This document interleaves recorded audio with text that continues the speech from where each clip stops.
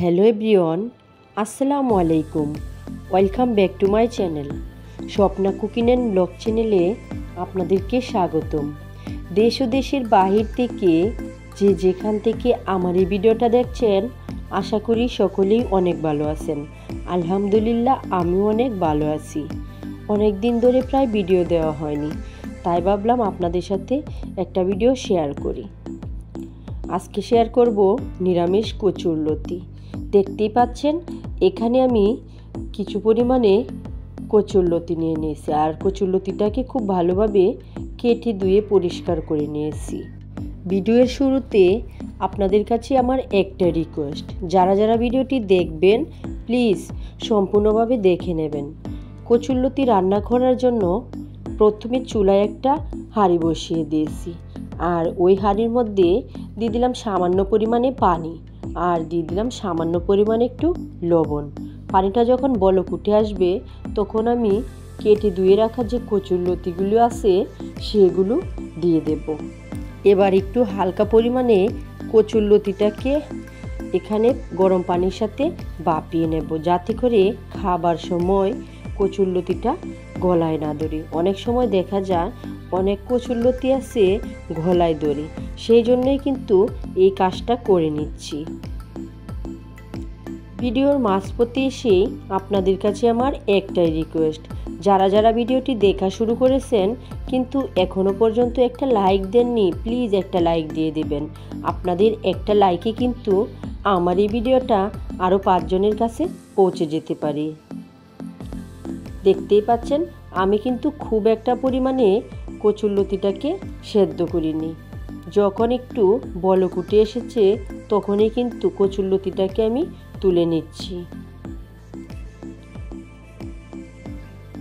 এবার চুলায় আবারও একটা কড়াই বসিয়ে দিয়েছি, আর ওই কড়াইয়ে দিয়ে দিলাম সামান্য পরিমাণে একটু তেল। তেলটা যখন একটু গরম হবে তখন এর মধ্যে দিয়ে দিলাম একটা তেজপাতা, আর দিয়ে দিলাম পেঁয়াজ কুচি। পেঁয়াজ কুচিটাকে হালকা ব্রাউন কালার করে ভেজে নেব।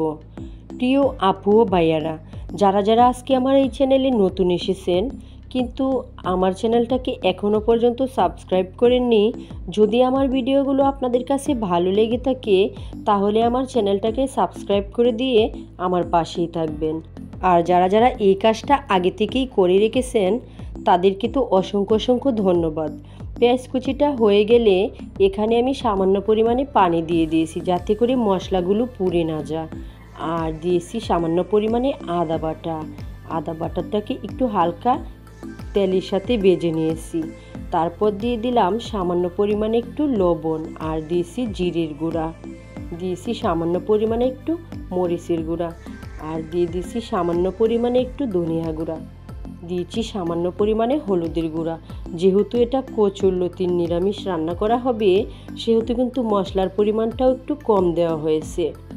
যে কোনো নিরামিষ রেসিপিতে কিন্তু যদি মশলার পরিমাণ বেশি হয়ে যায় তাহলে কিন্তু সেই রেসিপিটা আর খেতে ভালো লাগে না। এখানে আমি খুব মশলার পরিমাণটা অল্প দিয়ে নিরামিষটা রান্না করে নিচ্ছি। আপনারা দেখে নিশ্চয়ই বুঝতে পেরেছেন। যখন মশলাটা সম্পূর্ণভাবে কষানো হয়ে যাবে তখন আমি যে ভাপিয়ে নেওয়া কচুরলতিগুলো ছিল সেই কচুরলতিটাকে দিয়ে দিয়েছি, আর খুব ভালোভাবে মশলার সাথে নাড়িয়ে চাড়িয়ে মিশিয়ে নিচ্ছি। আর এখানে কিন্তু আমি আর কোনো পানি ব্যবহার করিনি। দেখতেই পাচ্ছেন, এখানে কিন্তু কোনো পানি ব্যবহার করিনি। পানির পরিমাণটা যদি বেশি হয়ে যায় তাহলে কিন্তু কচুরলতিগুলো ভেঙে যাবে।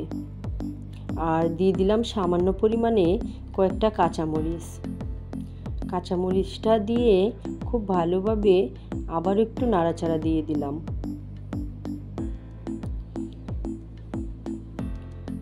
একটা ঢাকনা দিয়ে সামান্য পরিমাণে একটু ঢেকে দিলাম 5 মিনিটের জন্য।